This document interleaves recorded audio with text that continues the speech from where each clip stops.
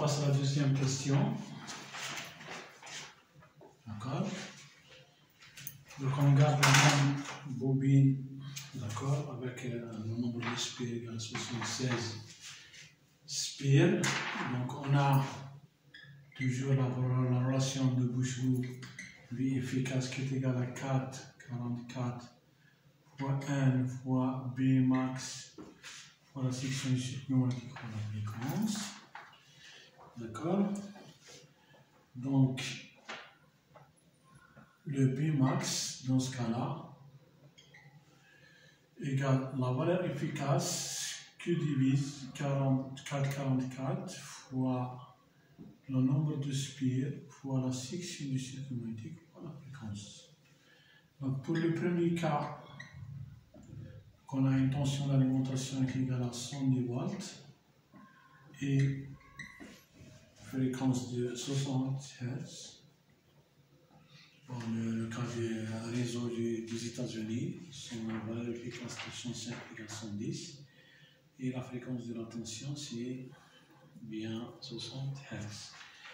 Donc on calcule le Bmax, donc on a 110 qui divise 4, c'est 44. 76 spires parce qu'on garde la même bobine, fois la section du circuit magnétique 10 puissance moins 2 fois la fréquence de 60 Hz. Donc on trouve 0,54 Tesla qui est inférieur à 1,1 Tesla, l'induction maximale qui peut supporter le circuit magnétique de la matière magnétique du circuit magnétique. Donc, dans ce premier cas, comme elle est inférieure de 1,3 Tesla, donc le circuit magnétique est non saturé. Le circuit magnétique est non saturé. D'accord? Donc, le deuxième cas,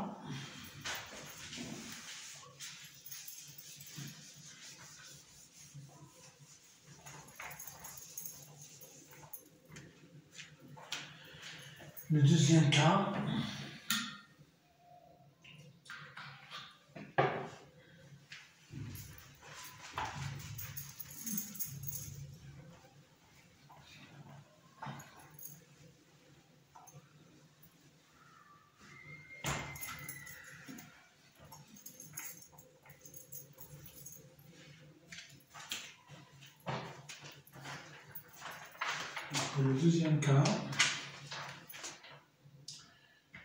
cas, on a une valeur efficace de 3,80 volts et une fréquence de 50 Hz. Donc 3,80 c'est une tension composée, d'accord. Donc dans l'Europe, il y a des pays de l'Afrique, donc on trouve une tension composée de 3,80 volts et la fréquence, bien sûr, elle est de 50 Hz, d'accord. Donc le Bmax dans ce cas-là égale, donc la valeur efficace, donc ça sera 3,80 sur 4,44 fois le nombre de spires, bien sûr toujours le même 73 spires fois la section du circuit magnétique, donc puissance moins 2 fois 50 Hz. Donc on trouve 2,25 Tesla et celle-là elle est supérieure à l'induction maximale qui peut supporter le circuit magnétique, mais le matière magnétique du circuit magnétique. Donc, comme elle est supérieure à 1,3, donc le circuit magnétique, d'accord, dans ce cas-là, est saturé.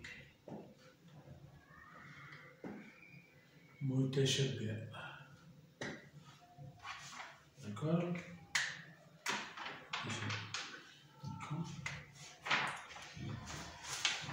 Donc, maintenant, donc on passe à la modélisation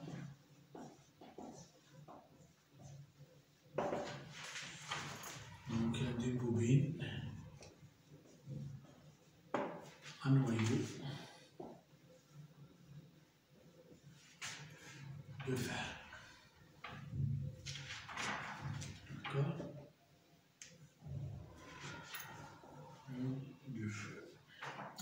avant de passer à la modélisation, on va faire une petite description. Une description, description du circuit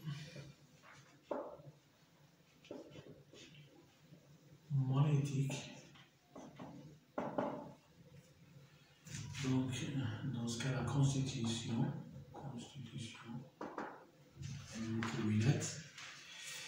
et dimension.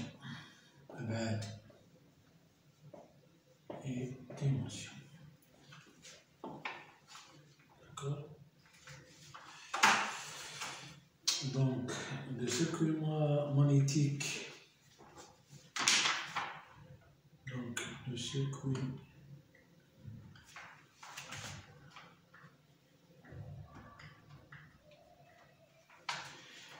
magnétique permet de bien canaliser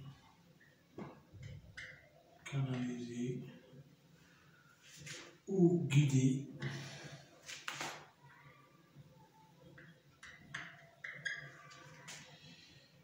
les lignes du champ magnétique.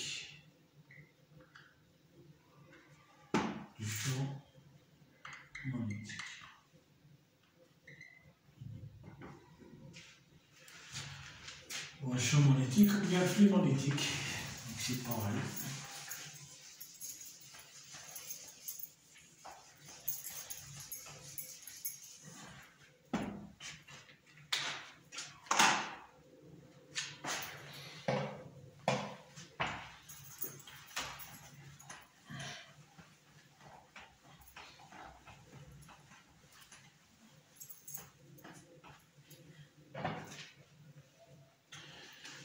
Circuit magnétique ou bien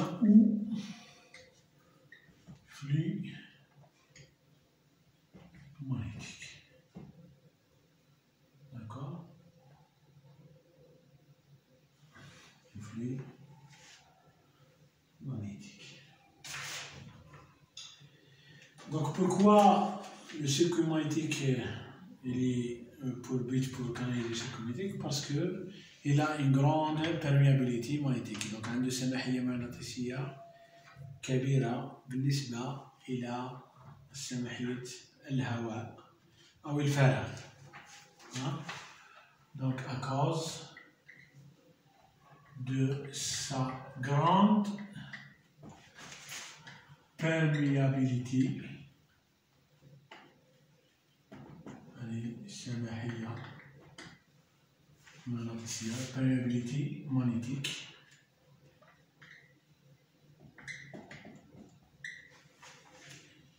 mu égale à mu 0, mu R. Donc avec mu R, c'est la perméabilité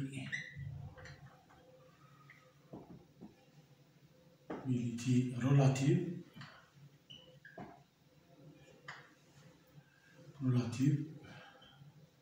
سماحية نسبية. Donc mu R égale à 1 pour R. يعني من أجل الهواء تساوي 1. mu 0 اللي تساوي 4 égale 4 pi 10 puissance moins 7. Donc c'est bien la perméabilité du vide ou bien de l'air. Du vide ou de l'air. D'accord?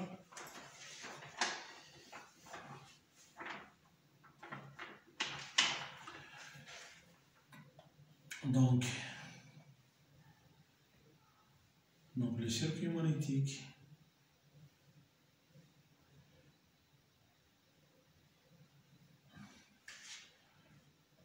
donc si on fait un petit zoom, on trouve qu'il est constitué d'un empilage de pôles magnétiques. D'accord? Donc ça c'est des pôles magnétiques.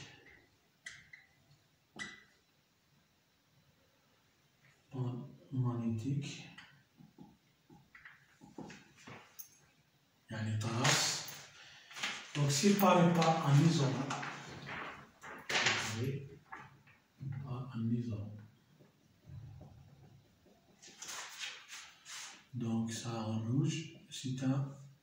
isolants. D'accord?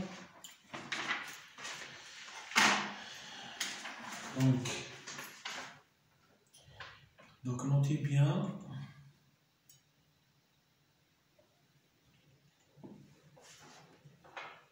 que le circuit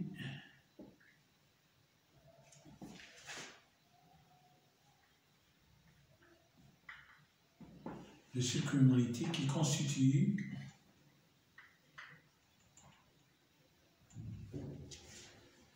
par un empilage,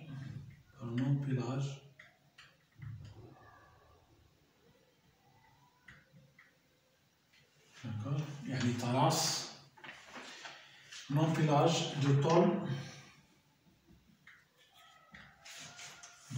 magnétique.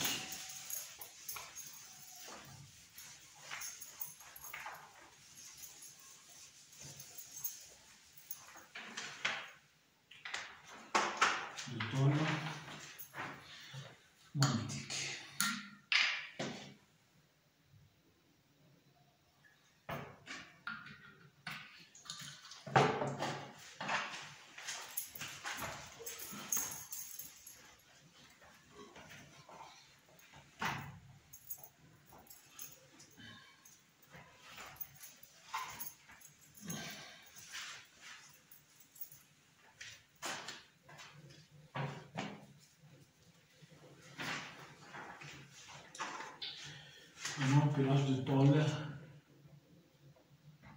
magnétique. Donc, on appelle aussi feuilletage. Tawriq. D'accord? Feuilletage. Séparé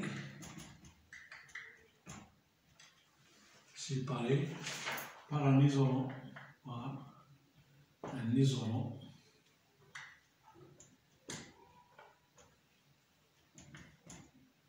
Un isolant, bon, c'est un isolant électrique, d'accord?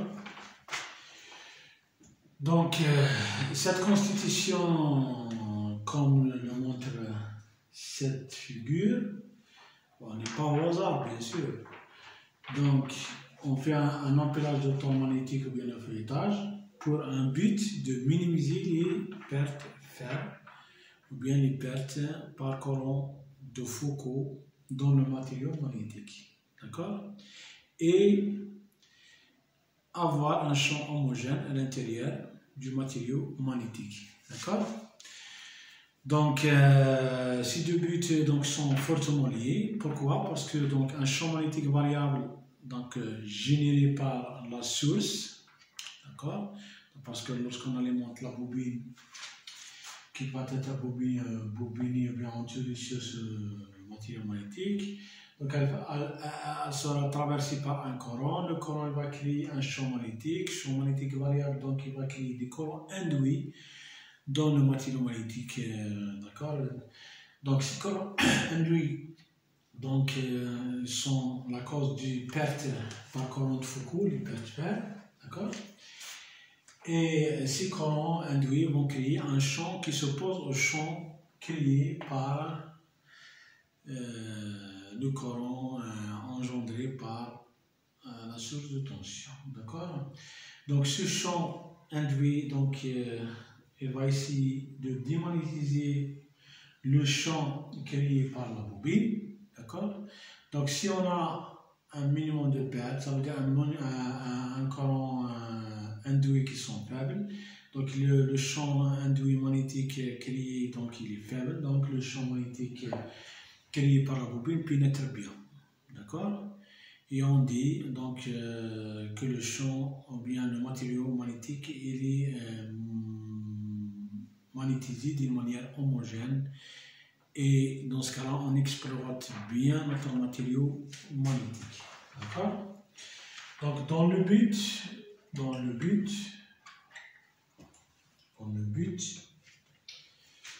est de minimiser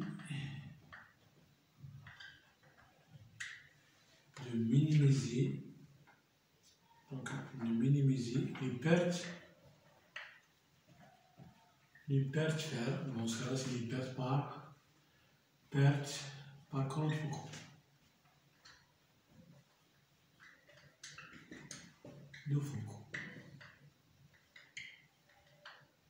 Donc c'est des pertes par des courants induits qui s'appellent courant de Foucault, d'accord?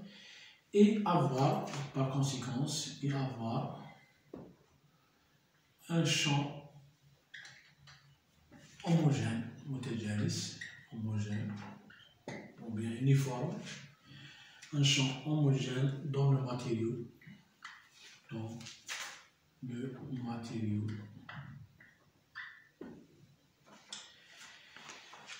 d'accord, un champ homogène dans le matériau magnétique. Donc le champ magnétique dans ce cas-là c'est le champ H, d'accord, avec B égale mu H. Donc il est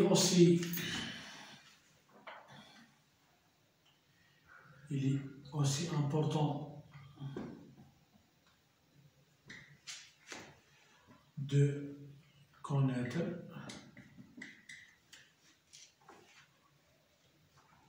que l'application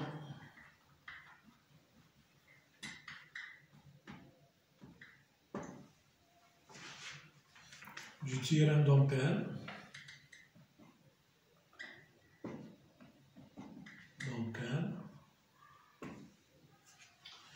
sera sur une ligne de force moyenne.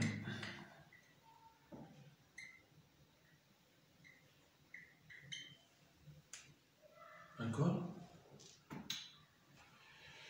Donc lorsqu'on applique le théorème d'Ampère, donc on applique sur une ligne moyenne. D'accord? Pourquoi? Parce que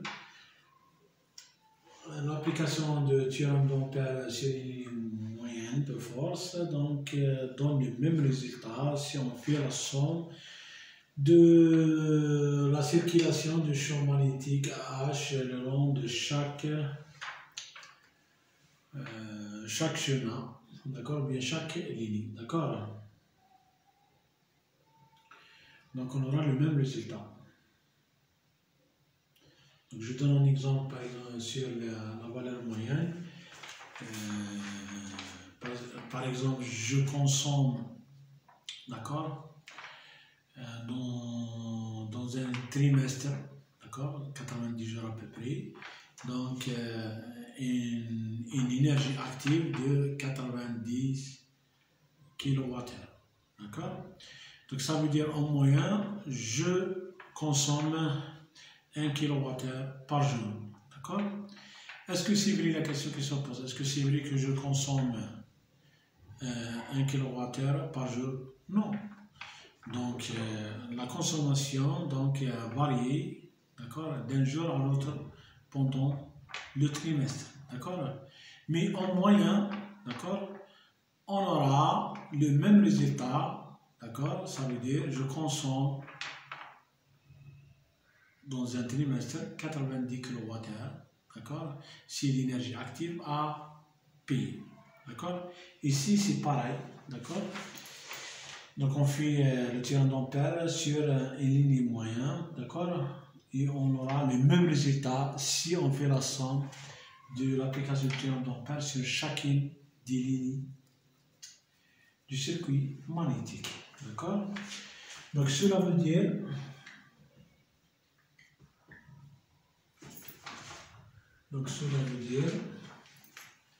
que le flux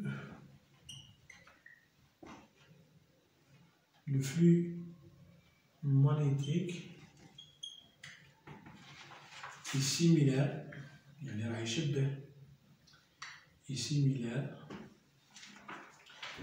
à un débit d'un fluide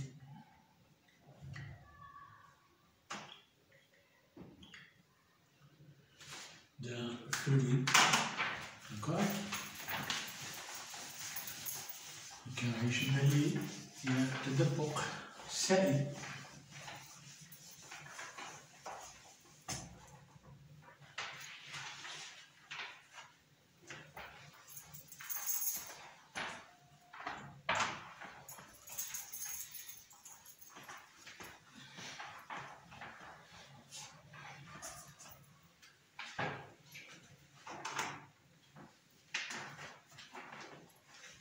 donc les fluides au sein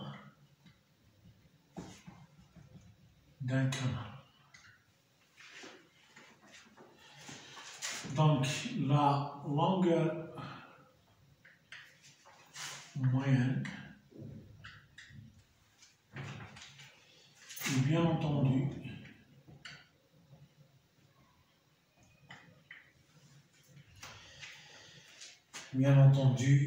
la longueur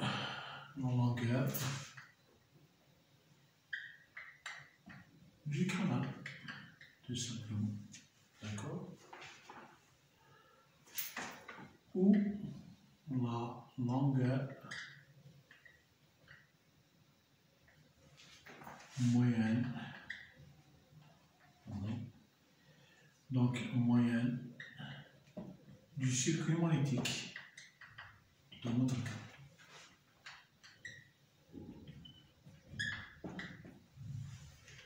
D'accord? Donc on va essayer de calculer la longueur moyenne dans notre circuit magnétique. Donc on va faire une démonstration.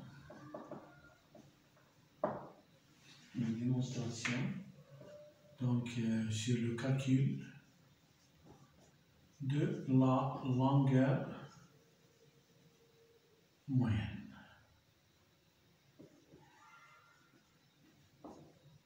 Sur la longueur moyenne du circuit magnétique. Donc,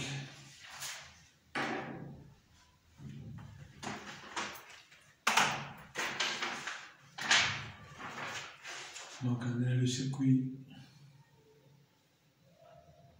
magnétique, donc on a notre circuit magnétique. Donc on va essayer de le retracer en 2D. Donc il a pour longueur extérieure de B1, la longueur intérieure B2, largeur extérieure A1 et largeur intérieure A2. D'accord? La ligne moyenne, donc celle-là qui est présentée au pointillé, en ligne pointillée, donc ce sera à peu près, bien ça sera au milieu. D'accord? Donc ça c'est la ligne moyenne. La ligne moyenne de longueur L moyen. D'accord? Donc, on va essayer de calculer cette longueur moyenne. Donc,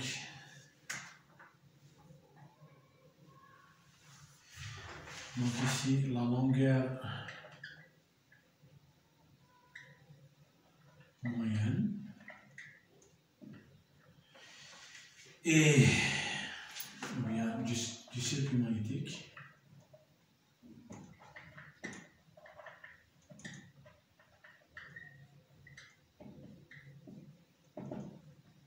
et la longueur de la ligne pointillée. D'accord? Donc, la longueur moyenne égale à quoi? Donc, égale à 2 fois, d'accord? 2 fois la largeur A2 plus intérieur, d'accord? Plus 2 fois ça. D'accord? Et ça égale à quoi? Égale à A1 moins A2 qui va nous donner 2 fois ça. Donc on va les diviser par 2.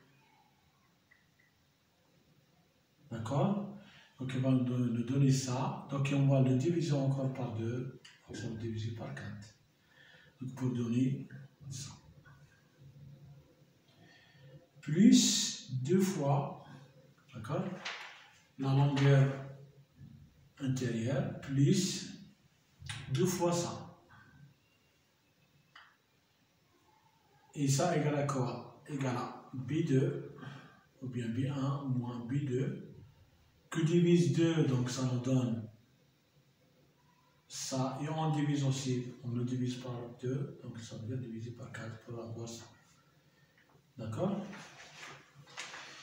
Donc,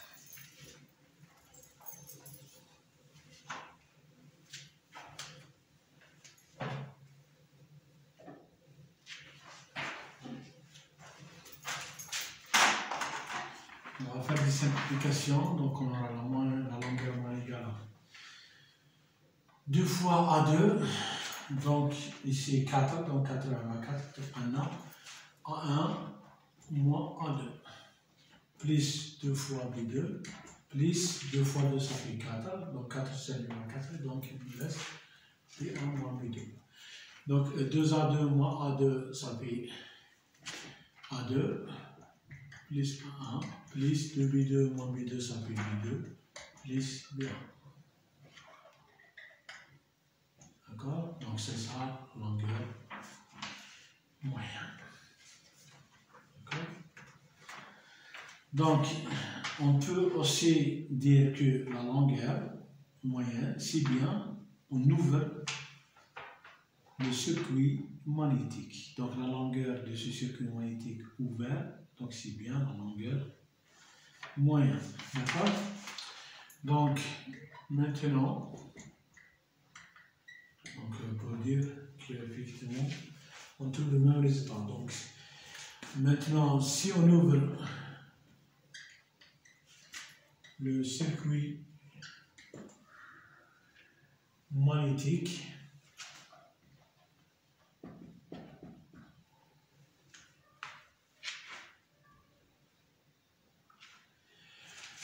donc et on calcule sa longueur. D'accord? Donc, on peut faire une découpe, une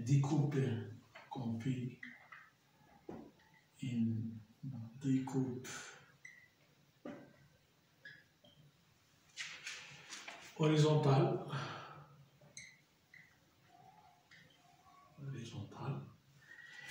Donc, horizontale, ça veut dire on trouve deux morceaux qui ont une longueur de B1, d'accord? Et deux autres, d'accord? De longueur A2, d'accord? Comme ceci.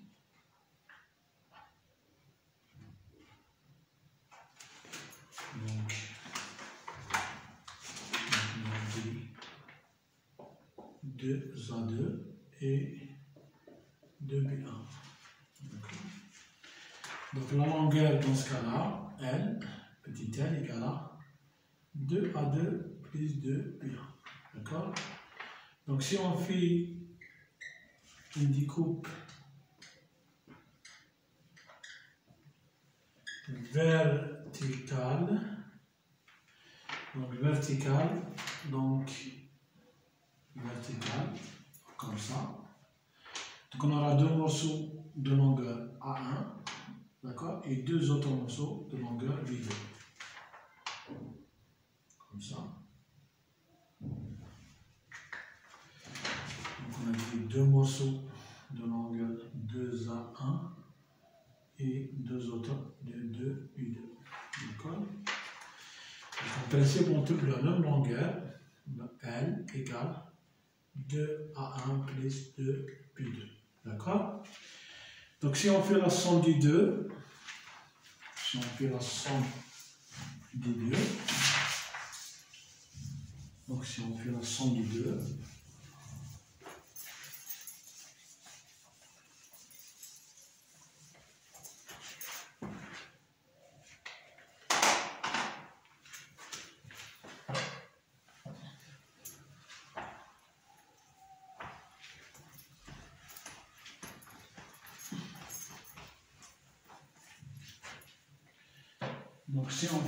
deux,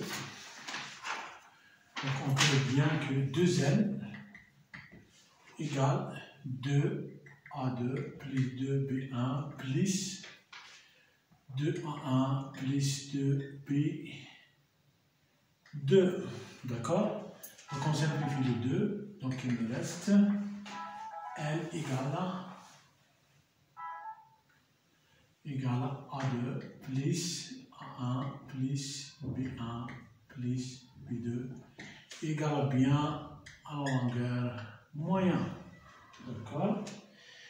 Donc la longueur moyenne, c'est bien, donc là, on trouve le même résultat. Donc ça veut dire que la longueur moyenne, c'est bien la longueur qui est située au milieu du circuit magnétique. D'accord? Voilà.